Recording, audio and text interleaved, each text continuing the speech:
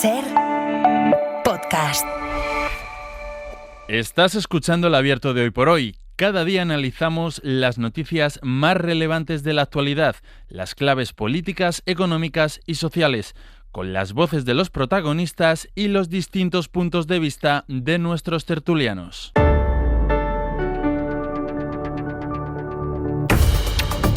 Tiempo para el análisis, tiempo para el abierto. Estamos ya miércoles 25 de junio y aquí en el estudio Mariola Urrea. ¿Qué tal? Muy buenos días. Pues asada de calor, pero por lo demás fenomenal. Claro, porque tú venías de un sitio fresquito y ayer llegaste aquí y pensabas que habías cogido un avión equivocado y que acababas de aterrizar en el sudeste asiático. Tal cual. Madrid. Esto es Madrid o cualquier punto de España. No hace falta que sea solo Madrid, porque esta mañana nos contaban cómo en Galicia, que llevan muchos días con temperaturas de 30 grados, que el agua está a una temperatura que antes eso de bañarte en Galicia era... ¡Ostras, con lo fría que está el agua! No, nada. Ahora es otro Mediterráneo. Imagínate cómo estará el Mediterráneo, que parecerá sopa. José María Lasalle, buenos días. Hola, buenos días. ¿Qué tal estás? Muy bien.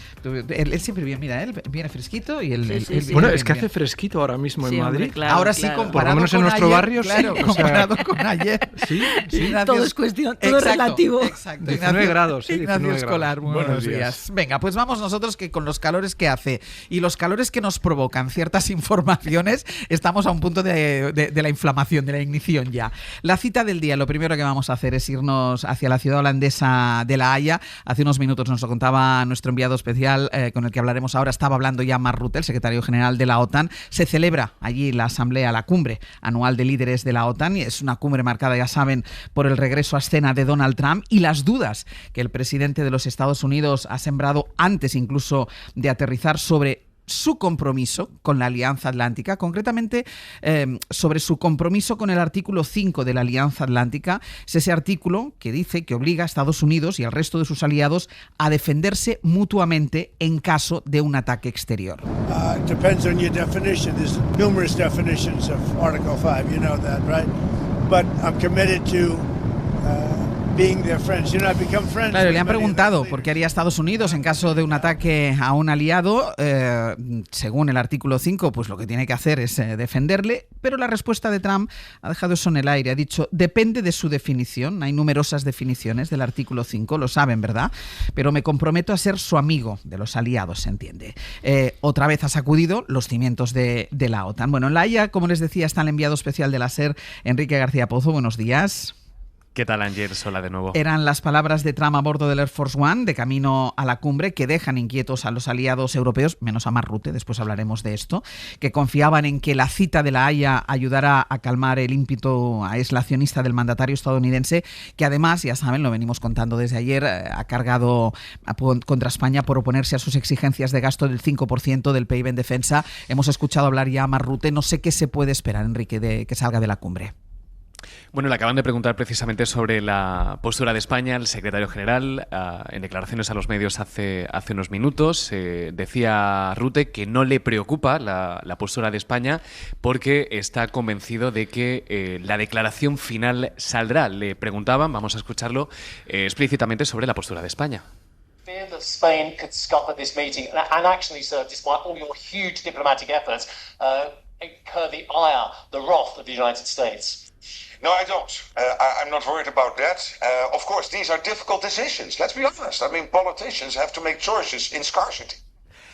Entiende que es una decisión política difícil, lo sé. Yo soy político, decía, admitía la complejidad, valoraba los esfuerzos, pero está convencido de que saldrá y concluía que no hay alternativa. Sostiene que no hay alternativa a aumentar ese gasto. Le han preguntado también al secretario general sobre esas palabras ambiguas, si queremos, de Donald Trump sobre la interpretación del artículo 5 y Rutte insiste en quitar hierro, sostiene que el compromiso de Donald Trump con la alianza es total y que esos compromisos no están en cuestión. Rutte, como ya decía ayer, en atención a un grupo de periodistas antes de esa cena, está convencido de que la declaración va a salir, que todos los aliados van a acatar lo que salga de esta declaración final, que insisto, al final la clave está en el lenguaje, en la fórmula empleada, que en realidad es algo que ya pactó Rutte con Sánchez, ¿no? Una fórmula lo suficientemente genérica en la que sí se hable del 5%, pero que no comprometa a todos los aliados. Este es el debate que va a centrar hoy esa cumbre de la OTAN, pero se empieza también la cumbre con esos mensajes aduladores que el secretario general de la OTAN, Mark Rutte, envió a Donald Trump, que Donald Trump además se encargó de hacer públicos en su red social, mensajes en los que Rutte le auguraba otro gran éxito por haber logrado que Europa pague a lo grande, en mayúsculas, como debería. Antes me decías, Enrique, que de estos mensajes, del papel que está jugando Mark Rutte en todo esto, ni una palabra de momento en la cumbre. No, al menos en público no. Tampoco nos llega nada en fuentes. Ahora están llegando los líderes, los aliados a esta cumbre. Acaba de hablar el primer ministro de Países Bajos. Veremos si alguno se pronuncia, pero yo creo que será difícil viendo el tono y el ambiente, al menos de las primeras horas, donde se ha recibido a un Trump que llegaba el último a la cena anoche al Palacio Residencial. Prácticamente aterrizaba y salía de ese avión con su gorra con las siglas de USA al tiempo que llegaban los últimos invitados al Palacio, a la Residencia de los Reyes. Es decir, llegó 1 hora y 40 minutos después de que empezaran a llegar los primeros invitados a esa residencia donde, por cierto, ha pernoctado el presidente estadounidense, no así el resto de aliados. Y hablábamos de los tonos de un mensaje a los que ha quitado hierro el propio secretario general, que ayer decía que no era un problema que Trump compartiera e hiciera público esos problemas que en teoría en origen eran privados, y decía que el tono era el adecuado. Pero es que además, lo contábamos a las 8, en sus palabras, en su intervención anoche, Rutte, en la cena, bueno, quizá el tono no era tan adulador como el de los mensajes, pero sí, nos hace entender lo que significa Donald Trump para el secretario general, ¿no? Porque decía anoche: hoy me complace anunciar que la OTAN ha añadido un billón con B de dólares adicionales en gasto en defensa. Señor presidente, querido Donald, eso es gracias a que usted nos empuja. De hecho, también los reyes de Holanda agradecieron, leemos en la prensa holandesa, agradecieron a Donald Trump su empuje, ¿no? Casi como si fuera el responsable o el artífice el que está obligando a que los europeos asuman sus responsabilidades y aumenten su gasto en defensa. Un aumento del gasto que se va a fijar esta mañana en esa declaración final. Insisto, Rutte está convencido de que esa declaración va a salir, y de nuevo la clave estará en la fórmula lo suficientemente genérica para que todos acaben firmando, y que esa fórmula contente a todos los aliados, contente a Sánchez y contente también a Donald Trump. Pues Enrique, quedamos pendientes. Cualquier novedad que conozcas del desarrollo de esta cumbre nos pides paso, ¿de acuerdo? Perfecto, gracias. Pues vamos con el análisis, Ignacio. Aparcamos y después hablamos, si queréis, del perfil de Mark Rutte, de alguien que es el secretario general de todos los países que integran la Alianza Atlántica, pero parece ser que actúa como el secretario o el asistente de Donald Trump, porque es su prioridad que los deseos de Donald Trump se cumplan. Y ahí se encuentran con la piedra en el zapato de Pedro Sánchez y su postura, que es verdad que tanto Estonia como Bélgica parece que están en la misma línea, pero que no es la postura mayoritaria de los miembros de la alianza. No lo es, a pesar de que lo que está planteando Estados Unidos y Mark Rutte es completamente inaceptable. Lo que nos piden es que Europa triplique su gasto en defensa, prácticamente. Desde el actual gasto, que lo llevemos a 3 veces más, hasta llegar al 5%. Y esto es inasumible. Esto todos los países de Europa saben que solo se puede hacer si se recortan las pensiones, si se recorta la sanidad, si se recorta la educación, si se recorta el estado del bienestar. No hay cómo hacerlo de otra manera. No se puede. Y claro, ante esto, digamos que las estrategias son dos. Una es la que ha liderado Pedro Sánchez, que es decirle que no, y la otra es decirle que sí, firmando un papel que saben que no van a poder cumplir, porque ningún país va a poder llegar a esas cifras en los próximos años con seguridad. Vamos, desde luego, si lo hiciera alguno de ellos tendría serios problemas sociales, que ninguno de ellos va a asumir. Claro, aquí lo que está pasando estos días, sobre todo desde que ayer ya es el propio Donald Trump el que dice España es un problema, es algo que demuestra lo que ha pasado los días anteriores. Recordemos que en su momento hubo una negociación entre Pedro Sánchez y Mark Rutte, se llegó a un acuerdo para dar flexibilidad a España y que España dijera, oye, pues no voy a cumplir, con lo cual pónmelo de otra manera porque si no, no lo firmo. La oposición, y es una oposición en la que no solamente estaba PP y Vox, también Podemos, dijeron que esto era falso, que no era verdad, que se había firmado el 5%, que España había aceptado firmar el 5%, lo cual, a los ojos y a los datos de lo que tenemos hoy, pues es evidentemente es mentira. Claro que no se firmó el 5%. Y creo que menos mal que no se firmó el 5%, porque más allá del análisis político que podemos hacer de cuáles son los motivos que llevan a Sánchez a salir al combate de esta manera, que es evidente que tiene que ver con el contexto de un caso de corrupción que ha golpeado mucho la credibilidad del presidente del gobierno, la realidad es que, uno, es buena idea hacerlo, hay que hacerlo, y dos, el 5% es inasumible. Es inasumible. Y este país ya va a tener que hacer un esfuerzo muy grande para llegar al 2,1% desde el dato en el que estamos hoy. Ya supone una inversión en defensa, en mi opinión, exagerada. Pero subir a 5% es algo completamente inasumible. Y estaría bien que desde el Partido Popular, que están diciendo todo el tiempo esto de Sánchez está mintiendo, está engañando, que digan claramente qué quieren. Si el 2%, el 5%, el 3,5%, ¿cuál es su plan? ¿Cuál es su plan? Más allá de decir que más España y menos impuestos, ¿cuál es el plan que tiene el líder de la oposición para este país? Yo creo que hay un punto de partida que tenemos que tener claro para analizar esta circunstancia concreta sobre qué es lo que se está acordando hoy en la OTAN, pero toda un poco la estrategia de seguridad y defensa que tenemos como europeos. El punto de partida es que el mundo es más inseguro, el mundo es más hostil, el mundo ya no se articula en torno al multilateralismo y, por lo tanto, eso exige una reconfiguración de las estructuras de seguridad y defensa de los europeos y para los europeos. Con este punto de partida, el siguiente elemento a abordar es la Alianza Atlántica sigue siendo un escudo de defensa imprescindible que para España y para todos los europeos, que nos garantiza la disuasión que de momento, como europeos y con vocación de tener una autonomía estratégica, todavía no somos capaces de ofrecerla de manera autónoma. Teniendo claro esto, el tercer punto es: España ha sido siempre un Estado que ha cumplido con los compromisos de la OTAN. Es verdad que acumulábamos un retraso en lo que es la inversión militar, aunque es verdad que el 2% del PIB, el gasto del 2% del PIB, era un compromiso del año 2014, todavía no lo alcanzábamos.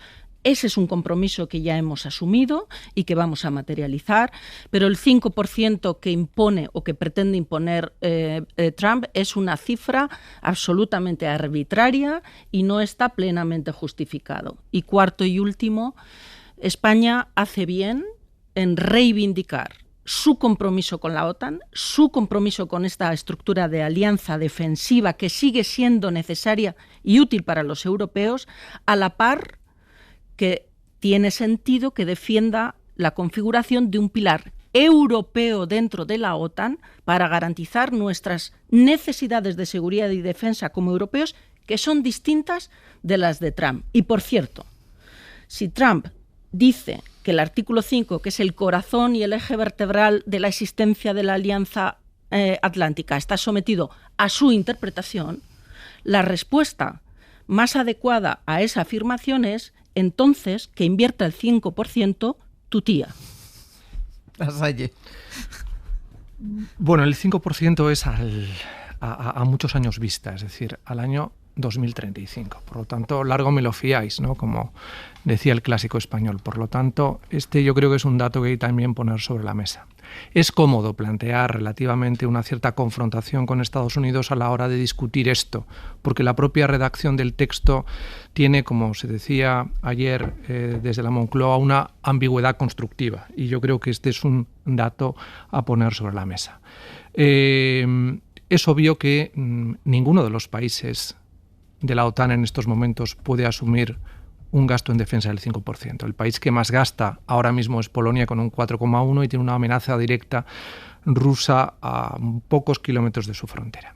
Ni Estados Unidos cumple ese objetivo, que está en torno en estos momentos su gasto en defensa al 3,4%. Por lo tanto, aquí estamos hablando todos también dentro de una cierta ambigüedad conceptual, donde se constata lo que decía Mariola, que evidentemente hay un incremento de las inseguridades globales, que por tanto la política de seguridad, que antes estaba en un segundo plano, adquiere una visibilidad mucho mayor, y luego lo que sí hay es un margen de maniobra en función de las propias necesidades geopolíticas y estratégicas de los países europeos. No es lo mismo un eje de configuración europeo que giraba alrededor del norte-sur al este-oeste, como es en estos momentos, y donde estar cerca de la frontera este de Europa plantea unos riesgos geopolíticos evidentes que requieren un incremento del gasto en seguridad, como se pone de manifiesto con los países escandinavos o con los antiguos países del Pacto de Varsovia, ahora dentro de la OTAN. España tiene un valor geopolítico que tiene que poner sobre la mesa y creo que es lo que está haciendo en estos momentos. No podría entenderse la política de seguridad europea sin la retaguardia geopolítica que ofrece España, primero para Estados Unidos como un hub de comunicación en su estrategia global. La base de Rota y la base de Morón son fundamentales para Estados Unidos. De hecho, la operación que se ha vivido recientemente en Irán con los B-2 fueron habituallados cerquita de España gracias a la cobertura de Morón y Rota, y el escudo antimisiles que garantiza la seguridad de Estados Unidos no podría desarrollarse sin la actividad de Rota. Eso implica para España también, y esto no tiene una cuantificación en términos de gasto en defensa, pero tiene unos riesgos geopolíticos. Es decir, Morón y Rota son objetivos militares para alguien que quiera hacer daño a Estados Unidos. Y son objetivos militares en términos, y vamos a decirlo así, de guerra nuclear táctica. Y esto también hay que ponerlo sobre la mesa. A España probablemente no se la incorporaría en una agenda de ataque nuclear si no es por Rota y por Morón. Y eso afecta a 600.000 gaditanos y afecta a 1,5 millones de sevillanos. Es decir, estamos asumiendo también riesgos geopolíticos como país por estar en la OTAN y por ser una pieza fundamental en el despliegue geopolítico de Estados Unidos. Por lo tanto, y esto es lo que se deduce también de la declaración ayer del presidente Trump en el avión. A ver, todos sabemos lo brutal y bestial que puede ser este señor cuando hace una declaración, ¿de acuerdo? Y la declaración que ha hecho para confrontarse con Pedro Sánchez es bastante suave.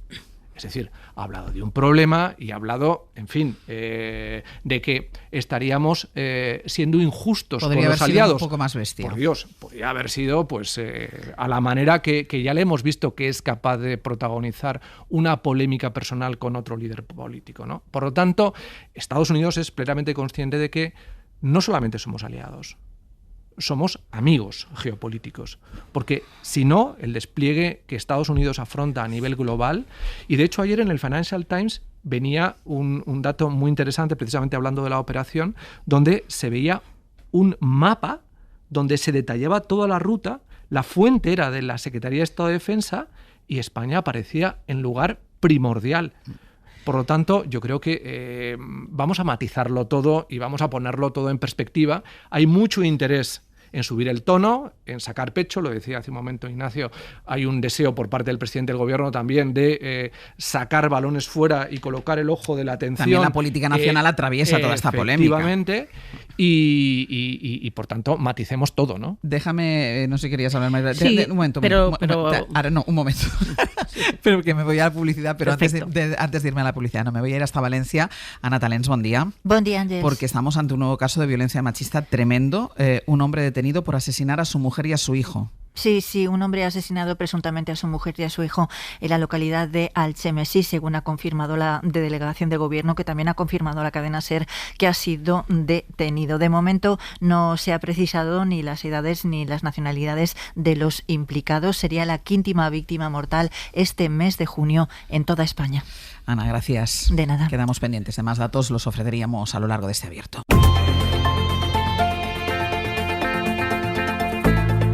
El Abierto. SER Podcast.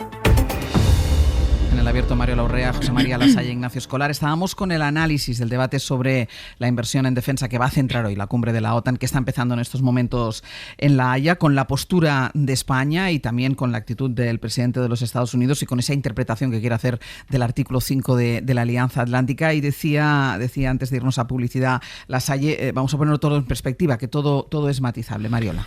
Yo creo que es importante insistir una y otra vez que la OTAN sigue siendo una estructura de defensa necesaria para los europeos, porque aporta la disuasión que nosotros hoy no somos capaces de ofrecernos a nosotros mismos.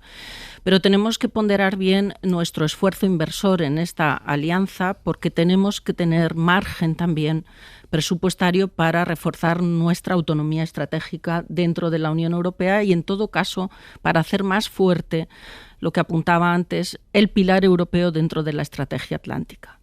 Y a la vista de las bravuconadas del presidente de los Estados Unidos y del perfil frívolo y absolutamente inane del secretario general de la Alianza Atlántica, tenemos que ser capaces de fortalecer una concertación de posiciones dentro de la Alianza Atlántica de los europeos para priorizar las estrategias de seguridad de los europeos dentro de la Alianza Atlántica. Dado que ese mundo es más hostil, dado que hay más amenazas y dado que el Estado más potente dentro de la OTAN sigue siendo Estados Unidos y tiene otras prioridades de seguridad, no podemos permitir, políticamente hablando, me refiero, ni dejar que las aproximaciones a esta alianza de defensa sean exclusivamente las que aporte el presidente de los Estados Unidos. Por lo tanto, hace bien España en dar un paso adelante y mostrar de una manera más contundente. Decía Ignacio antes,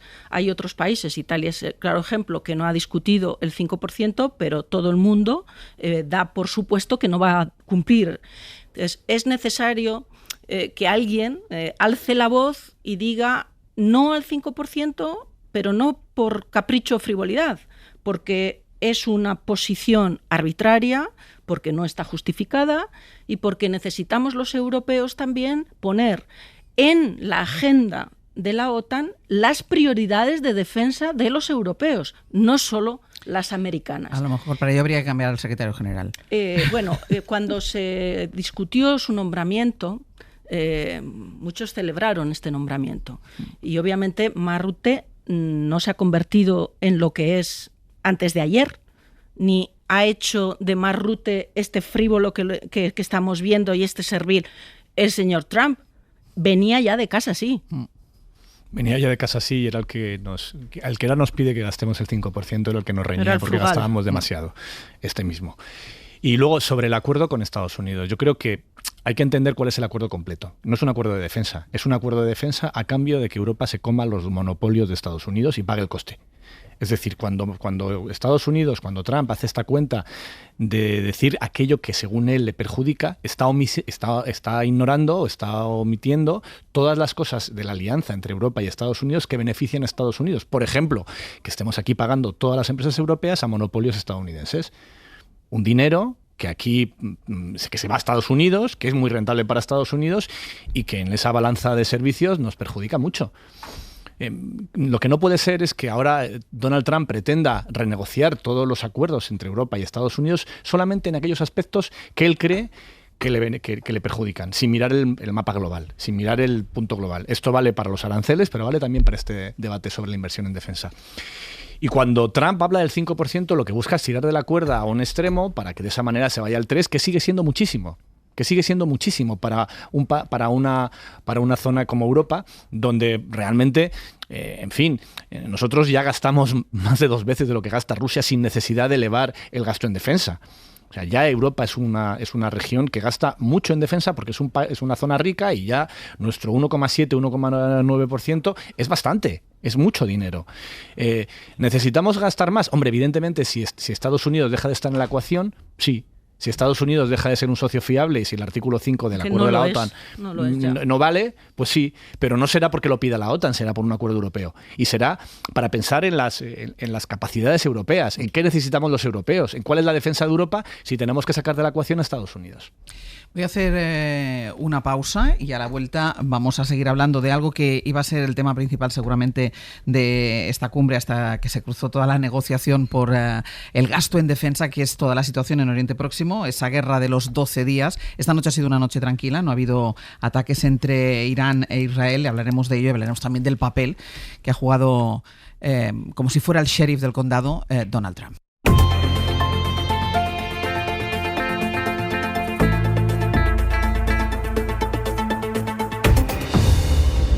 En el Abierto Mario Urrea, José María Lasalle, Ignacio Escolar, siguen llegando los líderes a la cumbre de la OTAN. Veremos qué va saliendo de ella. Están haciendo declaraciones al entrar y la pregunta que le formulan a prácticamente todos ellos es por la posición de España en esa negociación, por la flexibilidad de la inversión en el gasto en defensa.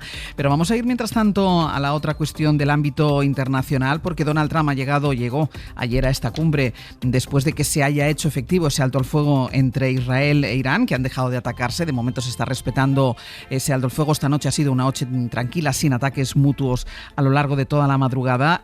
Pablo Morán, buenos días. Hola Ángels, buenos días. Al final, si todo queda aquí, habrán sido 12 días de hostilidades, de ataques con misiles, con drones, que dejan al menos 27 muertos en Israel y más de 400 en Irán, donde el régimen de los ayatolás busca retomar las negociaciones con Estados Unidos sobre su programa nuclear, dañado, pero es verdad que no arrasado después de los bombardeos estadounidenses e israelíes. Para nada arrasado. De hecho, la evaluación preliminar de la inteligencia estadounidense ya está en poder del Pentágono y señala textualmente que las bases subterráneas donde Irán puede desarrollar ese programa están prácticamente intactas. Las 14 bombas antibúnkeres de Estados Unidos, las que lanzó el sábado, y los constantes ataques de Israel durante 12 días han bloqueado algunos accesos a esas bases y poco más. La evaluación determina que esta guerra apenas ha supuesto un retraso de algunos meses en esa posible carrera de Irán para obtener un arma nuclear. Claro, esto ha llegado a la prensa, obviamente se ha contado, y Trump ha recurrido a un clásico. Eso, lo habéis escuchado, que son fake news, e insiste junto al resto de sus altos cargos en que esas bases han sido destruidas completamente. De nuevo, la administración Trump confronta lo que dicen sus propios servicios de inteligencia. La oposición demócrata añade además un elemento más preocupante. Irán ha movido el uranio enriquecido y ahora no se sabe dónde está. We don't think we got the stockpile, what Iran would use to create its first 9 nuclear weapons. Y esa es la cantidad suficiente como para desarrollar hasta 9 bombas, según le está recordando a Trump la oposición demócrata. Todo esto, sumado a que el régimen iraní resiste, pues es una victoria para Teherán, que ahora puede volver a la mesa de negociación presentándose como un país agredido por 2 potencias nucleares. No se han cumplido los objetivos, pero, en fin, ya sabemos que a Netanyahu eso le da igual. Él habla, claro, de una victoria histórica de Israel sobre Irán, pero ya te contaba antes, Ángels, que esto es una victoria sobre todo para él. Su popularidad se ha disparado en las encuestas y sale reforzado frente a sus socios ultras, como el primer ministro que consiguió arrastrar a Trump a un ataque directo contra el programa nuclear iraní, que es el principal fantasma de la población israelí. Pablo, gracias. A ti, hasta luego. Otra vez la actuación de Donald Trump de una irresponsabilidad tremenda, que además decretó él la tregua por su cuenta y riesgo. Luego se enfadó porque los dos contendientes no respetaban esta tregua, tuvo que hablar con los dos, finalmente la tregua se ha hecho efectiva, pero el caos que produce todo esto es tremendo, Lasalle. Sí, es un caos que se basa en una incertidumbre donde quien debería ejercer, como ha hecho tradicionalmente Estados Unidos, un relativo liderazgo en la defensa de un orden internacional, pues es una parte fundamental del problema, ¿no? Y aquí Trump está evidenciando que tiene unos intereses geopolíticos muy asociados al liderazgo de Netanyahu sobre Israel. Y la verdad es que la operación no ha conseguido rematar una parte fundamental de lo que Israel ha buscado, y es sacar de la ecuación del Oriente Próximo a Irán. Ha conseguido descabezar a Hezbollah, tiene a Hamas fuera de juego, está practicando un genocidio en Gaza con el silencio de la comunidad internacional, ha también conseguido que los hutíes yemeníes ya no planteen una presión sobre el sur del Mar Rojo, y Siria es ahora mismo un país también fallido, con lo cual Israel ha conseguido liberarse de una parte importante de la presión que Irán ejercía sobre él, pero no ha conseguido que el régimen de los ayatolás caiga. Y este yo creo que es un dato a tener en cuenta, sobre todo si se confirma la información que se está manejando acerca de que Irán sigue teniendo capacidades para desarrollar un arma nuclear. Porque, entre otras cosas, lo que se ha visto es que el escudo antimisiles israelí no es tan impermeable. Ha sufrido impactos que han causado muertes dentro de la población civil israelí, y si eso es posible con respecto a misiles o drones, puede serlo mañana respecto de un arma nuclear, ¿no? Y eso es lo que realmente aterroriza a Israel, con lo cual, pues estrategia parcialmente fallida, pero que nos coloca a todos siempre en el disparadero de... Y con esto no quiero retomar lo que estábamos planteando, ¿no? Pero si Europa quiere tener una autonomía estratégica, tiene que gastar más, desgraciadamente, en defensa, porque Estados Unidos no es un líder fiable. Y el Oriente Próximo, junto a la frontera este y el área mediterránea, son ámbitos de inestabilidad que nos afectan directamente a los europeos y para los cuales tenemos que tener capacidad de respuesta si queremos garantizarnos una política de seguridad. Gastar más, sí, los europeos, pero gastar cómo. Y creo que aquí hay un debate muy interesante que también lo ha planteado España en el ámbito de la Unión Europea. Yo creo que ese gasto tiene que ser un gasto común y sobre todo tiene que ser un gasto mancomunado, es decir, que vaya al presupuesto de la Unión Europea y no al presupuesto de cada uno de los estados. Pero esto nos lleva a otro debate. Yo quería señalar varios aspectos muy rápido y quiero recordar algo. Estados Unidos y también la Unión Europea contribuyeron durante un tiempo, bajo la presidencia de Obama y con un rol muy relevante también de algún español, Javier Solana, a que Irán entrara y su programa nuclear entrara en un proceso de, digamos, de supervisión internacional para garantizar, uno, que ese programa nuclear era un programa civil y tener ubicados, obviamente, todo el uranio que manejan, el nivel de enriquecimiento y también la dimensión, en su caso, y cómo de cerca está el programa, tecnológicamente hablando, de acceso a la bomba nuclear. Porque hay que recordar que una cosa es la capacidad de Irán de enriquecer uranio, eso es una cuestión, y otra muy distinta, y no necesariamente próxima en el tiempo, cómo de cerca está Irán en su tecnología para construir una bomba. Claro, si no se aprecia esta distinción, pareciera como que Irán mañana va a tener la bomba nuclear y eso yo creo que es un escenario tecnológicamente irreal. Después de esa propuesta internacional y yo creo que exitosa de tener a Irán en ese canal de multilateralidad y sometido a las inspecciones, hoy tenemos una reacción de Estados Unidos y de Israel. No sé, tanto monta tanto, no sé quién es el líder y quién es el que sigue, bombardeando unas instalaciones con informes de inteligencia que demuestran que obviamente los iraníes pueden estar muy debilitados, pero tampoco son muy tontos. De hecho, el imperio persa, bueno, un poco de respeto, ¿no? Entonces, obviamente habrán movido lo que tengan que mover para que el ataque, que era evidente, estaba anunciado, no cuándo, pero sí que estaba anunciado, pues provocará el menos daño posible. Dicho todo esto, Estados Unidos se presenta hoy como el poco menos que el salvador, porque el pacificador. Y el pacificador, cuando es el que ha roto las estructuras internacionales que tenían a Irán bajo supervisión, ahora lo tenemos fuera de control y con una evidencia clara. Irán ha aprendido que si no quieres que te bombardeen, ten la bomba nuclear. Es que esa es la lección más trágica de los últimos años, pero no solo con Irán.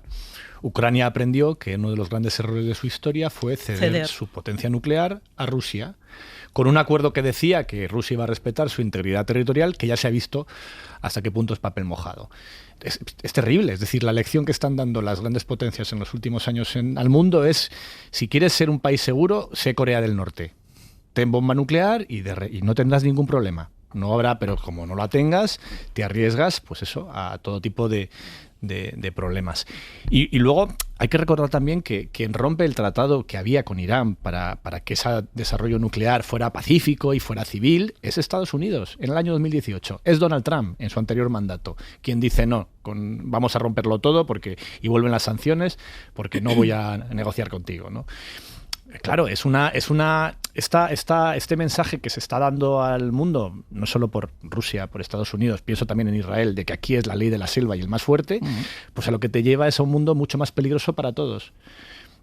Puede que, estoy de acuerdo contigo en que Netanyahu, José Mari, en que Netanyahu ha ganado no solo a la opinión pública, sino que se ha situado en un momento, por lo menos temporalmente, de mayor control sobre las amenazas que puede tener Israel, pero ¿a qué coste?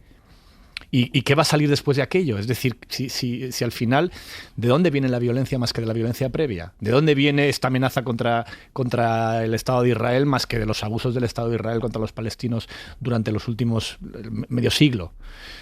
Pues esta victoria tan sangrienta y tan terrible y pisoteando cualquier tratado internacional, todas las normativas sobre derechos humanos, tendrá un coste a futuro, aunque a corto plazo suponga sangre y dolor y muerte para los palestinos.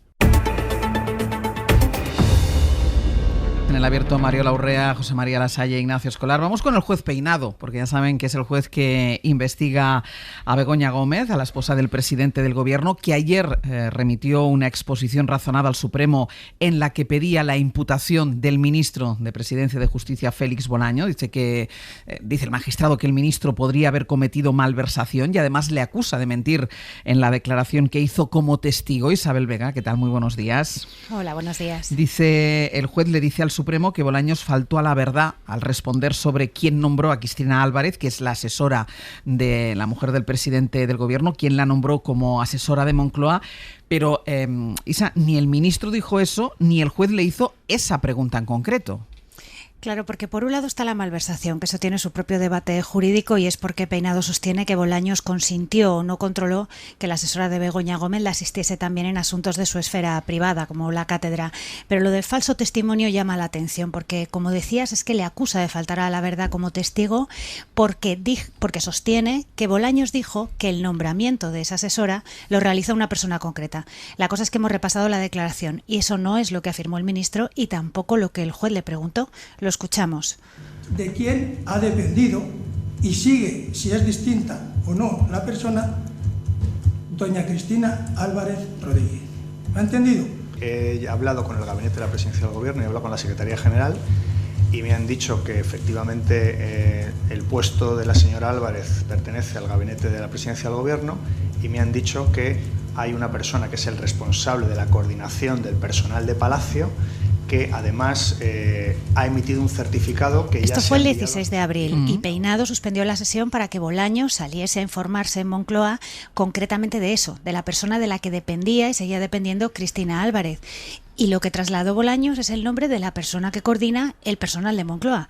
Claro, él no es quien realizó su nombramiento y eso es lo que ahora el juez pone en boca de Bolaños para acusarle de falso testimonio. Isa, la cuestión es que esta no es la primera vez que sucede algo parecido, porque el juez Peinado ya imputó al presidente del Centro de Estudios del IE por negar que Begoña Gómez fuera contratada por ser la mujer del presidente del Gobierno. De hecho, durante ese interrogatorio, el juez Peinado falseó la respuesta de un testigo para preguntar a este director a quien después acusó de mentir. Sí, esto ocurrió en noviembre del año pasado. Declaró la responsable de Recursos Humanos del Instituto de Empresa y dijo que había confeccionado el contrato de Begoña Gómez porque se lo había encomendado Juan José Güemes, que era vicepresidente de la institución. Peinado llamó a Güemes como testigo y este declaró que no fichó a Begoña Gómez por ser la mujer de Pedro Sánchez. Bueno, pues ahí el juez paró máquinas y cambió su situación de testigo a imputado por una contradicción con la de Recursos Humanos, pero es que ella no había dicho nada contrario. Güemes ha estado imputado desde entonces y hasta hace solo unas semanas, cuando la Audiencia Provincial ordenó al juez que lo sacara de la causa. Tampoco había contradicción entre lo que declaró la propia asesora, Cristina Álvarez, sobre dónde estaba incardinado su puesto de trabajo y lo que refirió un cargo de Moncloa que tramitó su nombramiento. Y Peinado quiso hacer un careo entre los dos. Llegó a acordar la diligencia, pero finalmente se suspendió y no se ha retomado. Y luego está esa cadena de errores o de aspectos llamativos, vamos a decir, dentro del escrito contra Bolaños, como por ejemplo que se dirija al ministro como investigado directamente, algo que no es. Sí, además lo hace de forma continua a lo largo de la treintena de páginas de la exposición razonada, cuando investigado solo lo será si así lo decide el Tribunal Supremo. Hay un tema muy comentado en esa exposición razonada y es una parte en la que se refiere al tanatorio por la defunción de Begoña Gómez cuando debiera referirse al fallecimiento de su padre. Pero bueno, esto no es puño y letra de Peinado. Es verdad que lo ha metido dentro, con lo cual no se lo debe haber leído con mucho detenimiento. Pero este error ya constaba en la transcripción a vuela pluma que hace el funcionario durante la declaración de Bolaños. El juez lo llama resumen sucinto. No es una transcripción literal como la que estamos acostumbrados a tener en otras instancias judiciales. En esa exposición razonada llama la atención otro elemento y es que el juez, y esto sí es el juez Peinado, dice que a estas alturas del caso solo cabría una entrada y registro en el Palacio de la Moncloa para incautar la documentación del nombramiento de la asesora, pero es que toda esa documentación la tiene aportada y certificada en el juzgado desde hace semanas. Isa, gracias. A vosotros. Ayer escuchamos al ministro Bolaños hablando de absoluta tranquilidad. También el Gobierno traslada esta tranquilidad ante este nuevo paso que ha dado el juez Peinado. Guillermo Lerma, buenos días. ¿Qué tal? Buenos días. Dicen en el Gobierno que conocen perfectamente la instrucción y hablan de un capítulo más abierto por Peinado, por lo que tratan de restar importancia a todo esto. Sí, lo que creen es que no tendrá recorrido. En la Moncloa ven tan evidente que la decisión de Peinado no tiene base jurídica que confían en que sea la Sala del Supremo la que corrija el paso dado ayer por el juez. Confío plenamente en que el Tribunal Supremo adoptará una decisión justa, ajustada a derecho y conforme a los hechos. Para la Moncloa, el paso dado por Peinado es un absoluto disparate, así se pronuncian en privado las fuentes consultadas. En público, sin embargo, el Ejecutivo evita poner calificativos. Pues mire, no me corresponde a mí decir si el señor Peinado está prevaricando o no. Tenemos un sistema de garantías y un sistema de recursos en nuestro país que es muy sólido, que es muy garantista. Dicen en el Ejecutivo que la decisión del juez solo evidencia la persecución que ha puesto en marcha con esta instrucción. El ministro de Justicia cuestiona abiertamente ese paso. Bolaños acusa a Peinado de atribuirle un falso testimonio apoyándose en una respuesta que, como evidencia su declaración y como acaba de contar Isabel Vega, nunca dio. El Ejecutivo insiste en que la contratación y la labor de la asesora de Begoña Gómez fue legal y por eso aseguran estar muy tranquilos. La tranquilidad absoluta que tengo se ha visto reafirmada cuando he leído la exposición motivada. No se sostiene. Contiene errores de bulto, no contiene nada que me pueda preocupar. Quizá una cosa, la imagen de la justicia con esta resolución. Recuerdan insistentemente Ángels en la Moncloa que la contratación de la asesora de Begoña Gómez es completamente normal y que otros presidentes, como por ejemplo Rajoy, puso a más de un asesor a disposición de su mujer. Guille, gracias. Hasta luego. Está Guillermo Lerma en el Congreso siguiendo la sesión de control, por eso oíamos de fondo, es la vicepresidenta primera del Gobierno, María Jesús Montero, la que está interviniendo ahora. Hay sesión de control, no está el presidente del Gobierno, que está en La Haya, pero sí hay preguntas para el resto de miembros del Ejecutivo. Mariola, el escrito del juez Peinado, y a mí lo que me llama la atención es que no haya ningún mecanismo dentro de la justicia para que ponga pie en pared y pare la actuación o corrija, yo no digo que pare, que corrija la actuación, que no es la primera vez que nos encontramos en un auto de este tipo, lo recordaba ahora, un escrito de este tipo, lo recordaba ahora Isabel Vega, pero él sigue, le han corregido desde la audiencia, se demuestra que muchas de las cosas que contienen sus escritos no son ciertas, son falsas y no hay nada que lo pare. Comparto tu aproximación, que también la analizaba en las claves del día de esta mañana, ¿no? Y creo que este es el punto, Ángels, en el que tenemos que detenernos.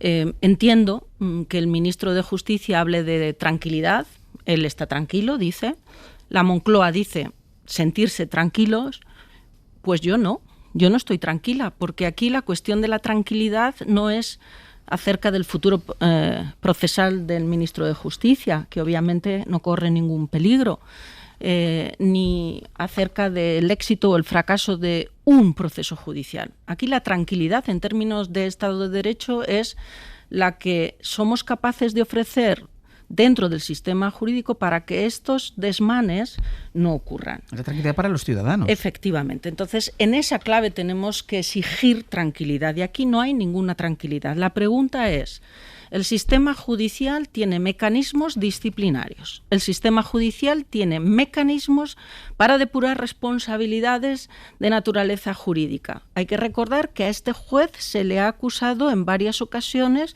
de prevaricación. Todas han sido archivadas. Algo está fallando en el sistema para que cuestiones, actuaciones tan absolutamente estrafalarias sigan en pie.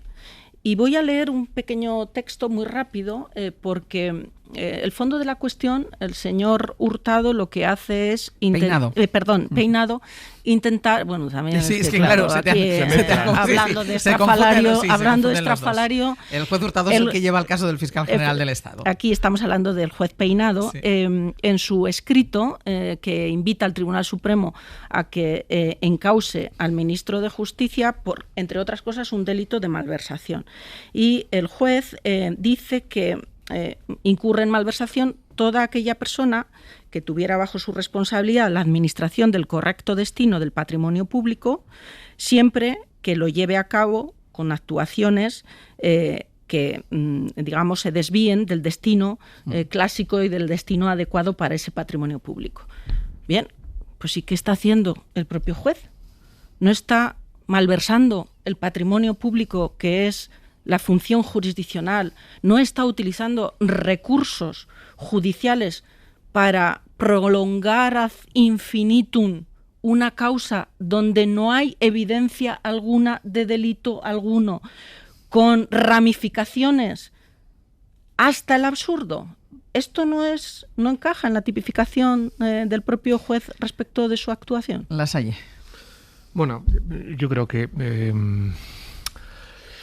el juez Peinado está alargando innecesariamente un procedimiento sobre la base, no sé muy bien de qué, salvo del deseo probablemente de visibilizarse como lo que estamos viéndole. Una persona que está consiguiendo colocar al gobierno en una situación comprometida, colocar incluso al ministro de la Presidencia ante un contexto donde va a tener que comparecer ante el Tribunal Supremo. Y al final volvemos a un debate que también hay que ponerlo sobre la mesa, y es que hay que recordar que el juez Peinado no es un juez que haya accedido a la judicatura por una oposición clásica. ¿De acuerdo? Muchas veces estamos cuestionando al Poder Judicial por ese exceso de aristocratismo judicial que envuelve el acceso a la judicatura y que coloca a los jueces en una posición que suscita tensiones, reproches de no tener la suficiente horizontalidad y apertura a la sociedad civil.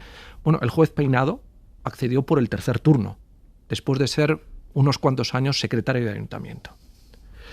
Esto, digámoslo así, es decir, porque también es importante poner de manifiesto estas cosas cuando reprochamos a la judicatura ser excesivamente purista o academicista o defender una independencia excesivamente clásica en sus planteamientos.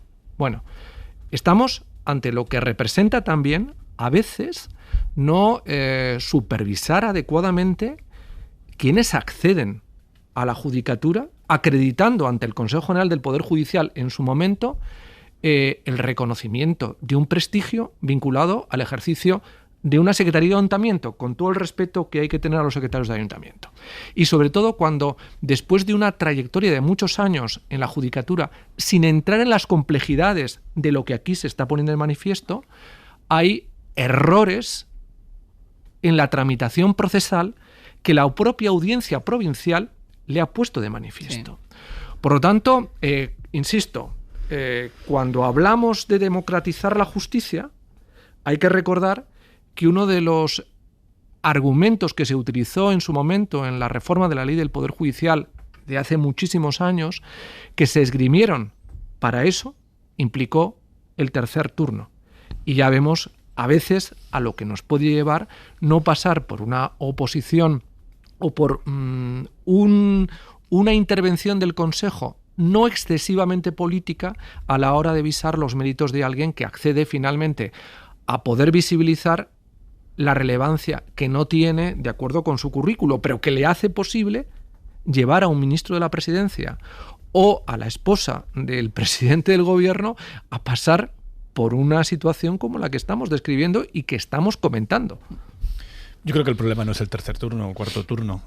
El juez Hurtado, que antes se confundía mi compañera entre Hurtado y Peinado, hizo la posición exactamente igual y no eso no le libra de hacer autos que, en mi opinión, no pasan una mera análisis lógico. Sí, pero hay errores en la exposición que ponen de manifiesto cosas que no pasan con el juez Hurtado. Te digo más, en el caso del juez Peinado, yo creo no es que no pase la oposición, es que no pasaría la EBAU. Si tú le aplicas quitarle medio punto o una décima de punto por cada falta de ortografía, no pasa el examen de selectividad. O sea, creo que esto lo que demuestra en todas las cosas no es tanto si el tercer turno vale o no vale, sino la necesidad de una prueba escrita anónima, que es algo que sí que va a incluir la nueva reforma del acceso a la carrera judicial. Y luego sobre el auto en sí. A mí me parece que desde el momento en que este juez lleva ya 1 año y varios meses haciendo este tipo de instrucción que no soporta, en fin, es una instrucción inquisitorial de misión de pesca, se dedica a ir investigando cada vez una cosa distinta sin tener muy claro cuál es la causa judicial que tiene en marcha y haciendo este tipo de saltos contra la lógica, no solo en el caso del ministro Bolaños, sino en otros testigos que acaban como imputados. Creo que es la tercera ocasión en la que pasa algo así, en la que el juez interpreta una declaración ante su juzgado de manera distinta a lo que está grabado y que se puede demostrar que lo que afirma es falso. Y ahí lo que me parece que, más allá de la instrucción del juez Peinado, hay una responsabilidad entre todas las salas que lo vigilan. Claro. Porque sí que es cierto que la Audiencia de Madrid ha quitado algunas cosas más groseras, como por ejemplo la imputación de Juanjo Güemes. O la investigación de Europa. O la investigación de Europa, que le han dicho ya 3 veces Claro. que no, y la última fue ya ridícula porque dijo que estaba investigando Globalia, pero no pensaba que eso fuera Europa porque se había equivocado de empresa. En fin, es toda la manera en la que se está instruyendo esta causa nos daría para varios programas monográficos, porque es un salto tras otro al vacío, uno tras otro. Y ya el caso de Félix Bolaños, la manera en la que plantea su imputación por falso testimonio, es que es un disparate. Es un disparate. Basta con escuchar la declaración de él. ¿Y por malversación? Bueno, por malversación. Todo es así. Es decir, todo es una instrucción que su único objetivo es desestabilizar al gobierno y al presidente del gobierno, en lo personal. Generar una mancha de reputación, sobre todo el gobierno, con algo que no tiene ninguna base y que al final lleva al gobierno a cometer errores. Por ejemplo, ¿por qué creyeron tanto tiempo a Santos Cerdá? Pues muy fácil, porque Sánchez está viviendo en propias carnes persecuciones judiciales injustas. Y entonces cuando llegaba su secretario de organización y le decía lo mío igual, pues él creía, pues claro, es que me están pasando estas cosas en los juzgados a mí, no me lo tienen que explicar terceros, lo tengo tengo presente en casa. Y esto... claro que en fin, ya no solo es el juez Peinado, es que existen mecanismos de sanción y de inspección por parte de la justicia, existen salas que tendrían que haber visto estos recursos. Ya fue un disparate la propia citación como testigo del presidente del gobierno. Y eso fue avalado por la justicia. Eso fue avalado no solo por el juez Peinado. Y creo que con esto... No sé lo que hará el Supremo, pero ya el simple hecho de que el Supremo se tenga que pronunciar ante esto, claro que es inquietante, por mucho que nadie que mire el auto y se informe un poco pueda creer que ahí hay un indicio de delito. José María planteaba un elemento que yo creo que es muy, muy interesante y que es un debate que tenemos que tener en este país. De hecho, lo estamos teniendo porque el Gobierno ha presentado una reforma para mejorar el proceso de acceso a la carrera judicial y fiscal. Por cierto, una reforma que está siendo muy contestada por todas las asociaciones conservadoras de este país. Podemos hablar de cómo acceden los jueces y los fiscales, particularmente los jueces, a la carrera judicial, y efectivamente está el turno libre, la oposición clásica, está el tercer y el cuarto turno, y también algo de lo que no se habla nunca, también los parlamentos regionales proponen directamente la elección de algunos magistrados para las salas de los tribunales superiores de justicia, que los avala el Consejo General del Poder Judicial, es decir, hay una elección directa también. Yo creo que este es un debate magnífico y que tenemos que tener. Ahora bien, nada de esto justifica la locura en la que ha entrado el juez Peinado. Podríamos hacerle un repaso por todas las actuaciones judiciales de este juez para detectar si existe algún problema técnico de formación o incluso de entendederas, porque uno lee el escrito y empieza a dudar realmente de la capacidad más allá de técnica, ¿eh? Pero yo creo que esa no es la cuestión. Aquí la cuestión es otra. Quien dijo aquello de que él puede hacer que haga es que hay alguien, seguramente... Hay voluntad en hacer, no hay negligencia, sino que hay voluntad en hacer.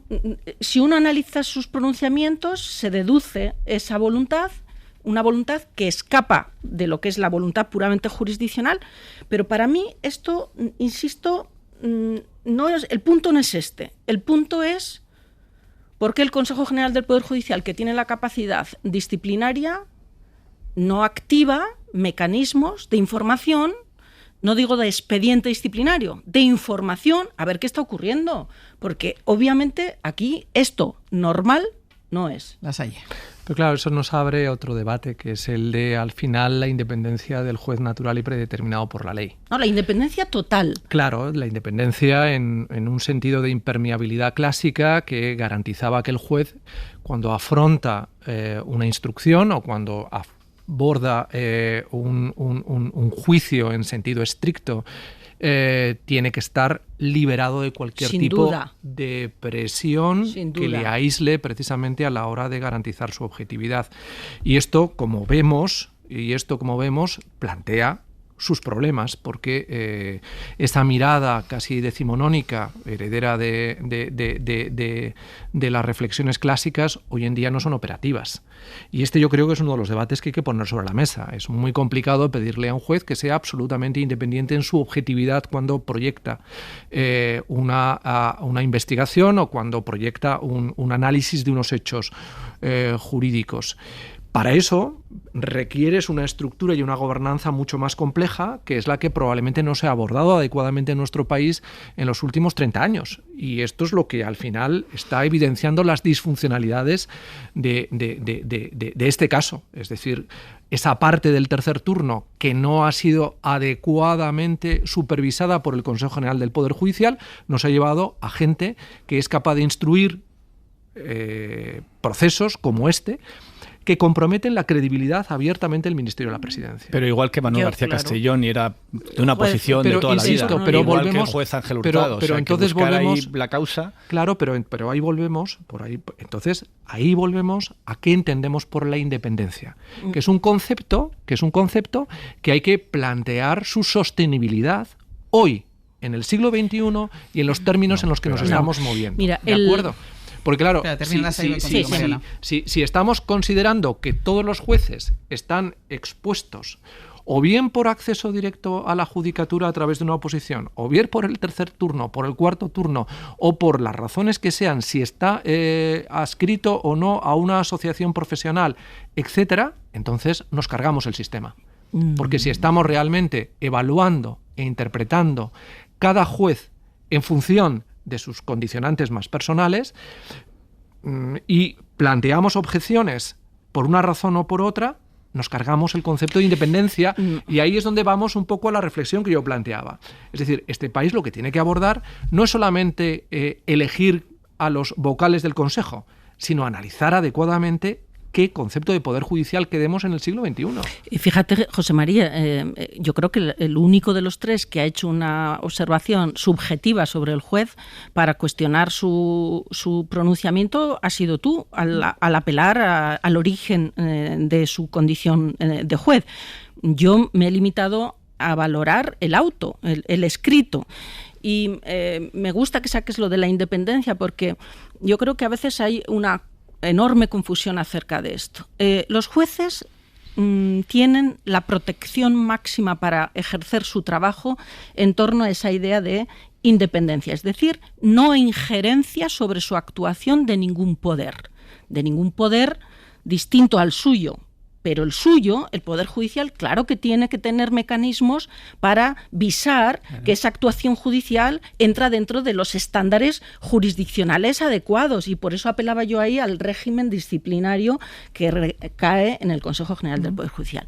Por tanto, desde ahí, apelar a una acción disciplinaria un poquito más musculada que la que nos tiene acostumbrado el Consejo General del Poder Judicial no es una injerencia en la independencia, es un comportamiento, digamos, ordinario. Pero se nos olvida a veces que junto a la independencia, que es una garantía del juez, el justiciable tiene otra garantía, que es la de que el juez, con sus actuaciones, evidencie imparcialidad objetiva y subjetiva. Y aquí miramos las actuaciones judiciales y, hombre, la imparcialidad se ve seriamente erosionada con un procedimiento dilatado en el tiempo, con un procedimiento que incorpora actuaciones judiciales absolutamente desproporcionadas, con una dificultad para comprender los testimonios de los testigos y sacar conclusiones jurídicas en tipos penales absolutamente demenciados. Y veremos los resultados judiciales, porque si el Tribunal Supremo luego archiva la causa, tampoco va a haber aquí una acción disciplinaria. Entonces, yo creo que... Otras veces ha pasado, ¿eh? Ojo, porque apelar a la independencia judicial como un valor absoluto es colocar a ese Poder Judicial al margen de cualquier tipo de control. Yo quiero recordar cómo ha sido toda esta investigación. Empezó con una denuncia de manos limpias, recién salvada, por cierto, de una condena por el Supremo, donde se le acusaba a Begoña Gómez de haber intercedido en el rescate de Europa. Eso ya pasó. Después fuimos a hablar de si era catedrática o no era catedrática y si era una intrusa laboral, también falso. Pasó, bueno, era una catedrática, mentira. Estaba dirigiendo una cátedra, como las 50 que hay en la Complutense, que no tiene nada que ver con ser catedrático, y por la que cobraba menos del SMI, menos de 15.000 euros al año. Es decir, que vaya gran caso de corrupción. Después pasamos a un software gratuito que si lo había registrado a su nombre, también es falso. Lo único que había registrado era el dominio de Internet donde estaba alojado ese software para poder, cualquier pyme, poder ver si cumplía con criterios de sostenibilidad, y que era gratuito y que estaba registrado el dominio a su nombre porque así lo ordenó la Complutense. Luego ahora estamos ya con el tema de si una asesora trabaja o no trabaja para la mujer del presidente del gobierno, como por cierto ha ocurrido en España con todas las mujeres de todos los presidentes del gobierno. La anterior, la que asesoraba a la anterior mujer del presidente del gobierno, Mariano Rajoy, es hoy diputado del Partido Popular y nadie le acusa de haber malversado fondos por haber estado sujetando las bolsas de la compra de ropa de la mujer de Mariano Rajoy. Es decir, que es todo una investigación que no se sostiene día tras día y que cada paso que da demuestra que esto que decimos muchos, de que existe el lawfare en España, se demuestra con estas cosas. ¿O es que esto es una investigación judicial normal?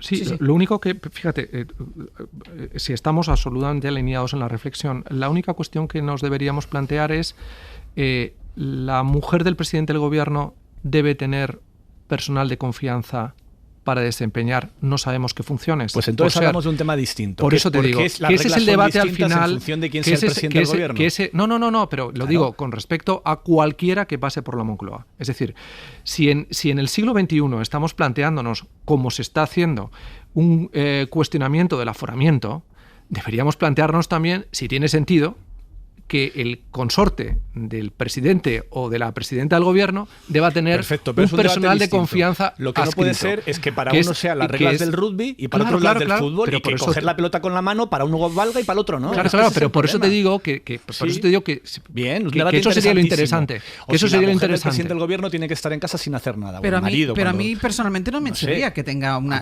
asistencia. Pero lo que me chirría es que se apliquen criterios distintos en función de quién sea el presidente. Porque tendrá su agenda, es que si no, ¿qué va a hacer la mujer del presidente del gobierno? Oye, José María, que nos estás cambiando el debate. Claro. Que aquí de lo que se trataba era de si un juez... Pero mi pregunta, pero por eso te digo, es que... cuando lleva más de un año y medio en actuaciones judiciales, no está malversando y estoy totalmente si estamos totalmente alineados. Que es la acción de justicia. Pero no me digas que no sería interesante realmente plantearnos... Otro día, querido. Decir, que como profesional, como persona autónoma e independiente, como la inmensa mayoría de los mortales, nos gestionamos nuestra propia agenda, ¿no? ¿Por qué tiene que tener la presidenta, la mujer del presidente, una agenda asociada a la condición de ser la mujer del presidente? Eso es lo que deberíamos debatirnos con Mariano Rajoy, con José María Aznar o Vamos con a posponer este debate Pedro para otro Sánchez. día. Vamos a posponer este debate para otro día porque me quedan dos cosas que voy a contar, no vamos a tener tiempo de análisis, pero decíamos que en Moncloa, el Partido Socialista, la parte socialista del gobierno, está tranquilo con ese paso que ha dado, ese escrito del juez Peinado. Vamos a ver qué piensan los socios. Sara Selva, buenos días. ¿Qué tal, Ángel? Buenos días. Los socios de momento también están escandalizados con esa exposición razonada de Peinado. También es verdad que mantienen la presión sobre el gobierno por la corrupción. Le dicen algo así como no se confunda, una cosa es una cosa y otra cosa es la otra, que las dos no tienen nada que ver. Sí, hacen los socios una distinción entre casos como este del juez Peinado, que sí tachan de lawfare, de lo que consideran la verdadera corrupción del gobierno, como es el escándalo de Santos Cerdán. Hablan los aliados parlamentarios del Ejecutivo de un auto esperpéntico, de golpismo judicial. Dice Rufián, por ejemplo, que es un desastre. Bueno, creo que a estas horas ya todo el mundo sabe que es un desastre de escrito. En Sumar creen que la investigación no es seria. Seguimos observando cómo jueces como Peinado ven fantasmas donde nadie más los ve. Y Podemos hablar de lawfare, igual que en el caso del fiscal general. Creo que nos va a llevar un tiempo en desgranar y en separar, digamos, el grano de la paja. Pero a la vez insisten en eso, en distinguir los casos de corrupción de lo que llaman la guerra judicial. Y recuerdan que para hablar con credibilidad de persecución judicial es importante mostrar contundencia total contra la corrupción. Lo decía con claridad Alberto Ibáñez, que es diputado por Compromís. Lo que no puede ser es que el golpe blando contra el gobierno tape la corrupción del señor Ábalos y del señor Santos Cerdán. Nosotros pensamos que justamente para poder ser radicales contra el lawfare hay que ser más radicales todavía con la corrupción en la obra pública. Así que una de cal y otra de arena. No bajan la guardia los socios que exigen al Gobierno y al PSOE que tomen medidas que demuestren su compromiso con la lucha contra la corrupción. Si no es así, si no ven con claridad ese compromiso, dicen, es inviable continuar con la legislatura. De momento han conseguido que el presidente ceda y comparezca en un pleno monográfico para hablar del caso que afecta a Santos Cerdán. Que será el día 9 de julio. Sara, gracias. Hasta luego, gracias. Y el PP, Josué Coello, buenos días. ¿Qué tal, Ángel? En el PP, y lo estamos viendo en la sesión de control al Gobierno, el PP mantiene la estrategia de ataque al Ejecutivo sin perder de foco, sin perder de vista su propio Congreso, porque ahí le temen a la presidenta de la Comunidad de Madrid por si hay una batalla interna que marque esta cita. Sí, estamos viendo una semana en la que el PP todo gira en torno al concepto de figura. Por un lado, la figura de la hipérbole, que ha salido a pasear en casi cualquier declaración pública de los últimos días. No solo alimentando ese supuesto fraude electoral y poniendo en duda el voto por correo, hipérbole también al criticar los valores del Gobierno o su papel en la democracia. Del más lesivo desde la predemocracia que decía Feijóo. Quien todavía ostenta la presidencia del Gobierno ha emprendido, primero, un proyecto, el proyecto más divisivo que ha tenido España en su etapa. Segundo, el más alejado de los intereses generales. Y tercero, el más lesivo para nuestra nación que hayamos conocido en la democracia.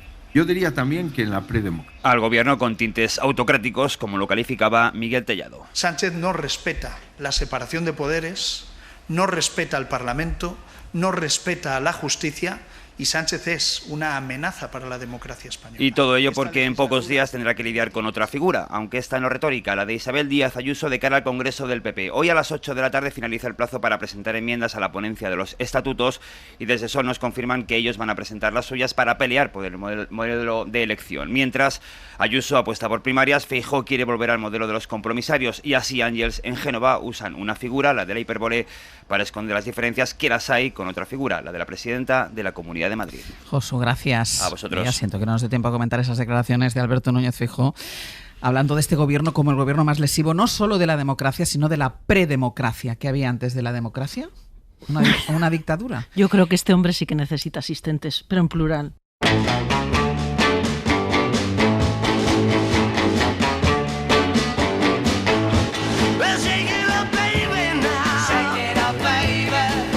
Vamos a ir terminando ya el abierto. Ana Osle, Iñaki Pascualena, buenos días. Hola, ¿qué tal? ¿Qué tal? Los dos encargados de contarnos qué vamos a hacer a partir de ahora.